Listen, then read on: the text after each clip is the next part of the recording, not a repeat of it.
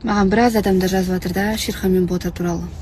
Кеше Бота үшін өте қиын күн болды деп айтсам болады. Өйткені бір ай бұрын салоннан алған машинасын күні кеше соғып алды.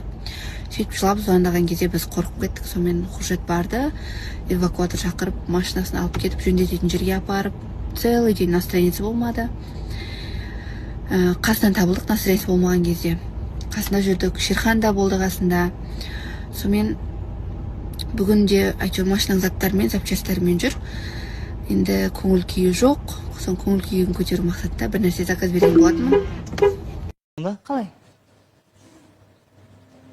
Жоқ, қарасаңызшы. Жоқ, қарамаймын.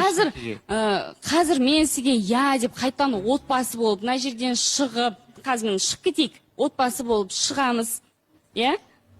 Сосын қайтадан сол бір жатқан жоқ ешкім. Таныстық бұл. Қайтадан сол бір әңгір таяқ қой. Жоқ, мен саған таныстық. Жанна жұмыста істемейсің, үйде отыр. Жанна, мына жерде семейный проблеманы айтып отырғым келіп тұрған жоқ. Жанна, былай ғой. Сіз кімге ақталып жатсыз қазір? Сіздің нақты жауабыңыз иә немесе жоқ? Өзіңіз білесіз. Жоқ болса, онда неге менімен бірге тұрып жатсың? Жоқ болса. Алдында жаз жүрген нәрселердің бәрін просто түсіндіріп айтып өткім келді. Жақсы, Жанна.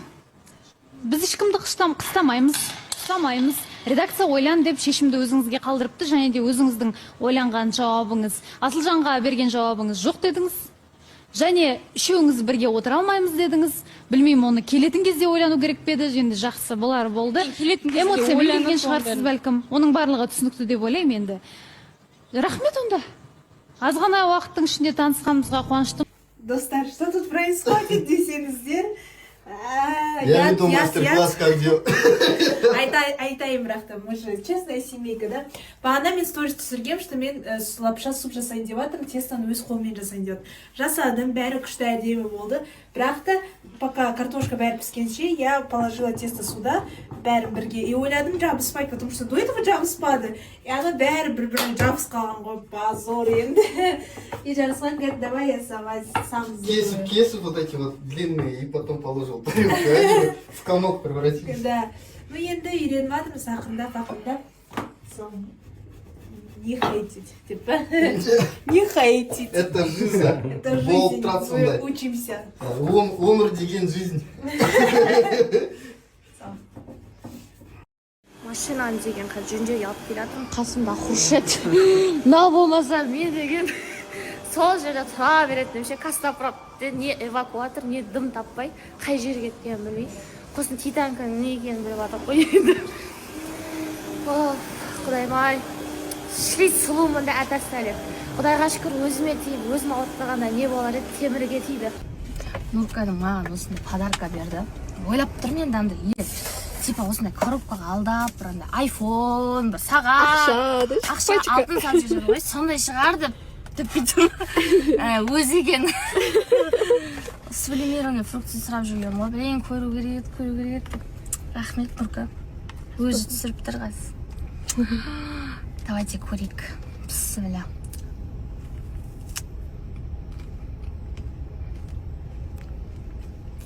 Әдемі екен, а? Жігітім жоқ, байым жоқ деп қинамайым ғой, өйстіп қыздар ухаживать етеді. Сұрамасам да қыздардың өзі түсініп атады ғой, мына сұлулыққа ше. Андай ухаживать еткен жақсы көреді ғой маған. Кайф екен, иә? Бота. Не бар? Өткеде бер сұрап жүрмем, оқысын. Сразу есіне алып қойын. Аспасын. Ассаламу алейкум, баршаңызға қайырлы күн. Меккеден барша оқырмандарға, көрермендерге, көріп отырған жандарға жалынды сәлем.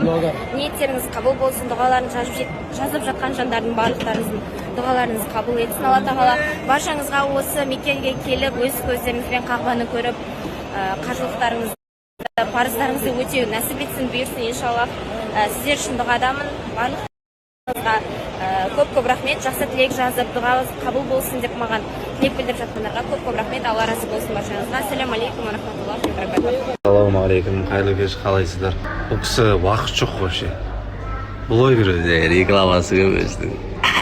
Иә, сондай. Рекламаң көп па сен сонда? Көп, мен блогермін ғой. Жақсы отзывтар келіп жатыр екен негізі ше. Так что мына кісіге жарнама берсеңіздер смело болады. Ол прям хабарлас деп айтпа енді.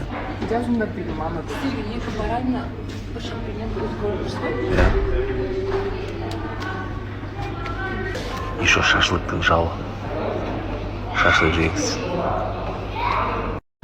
Достар, бүгін біз эфир ашықтық, қырмақтары ашыққа болады. Маған эфир уақытында эфирға кіргенге дейін маған осындай байра бью деген аккаунттан Оңай емес бұл.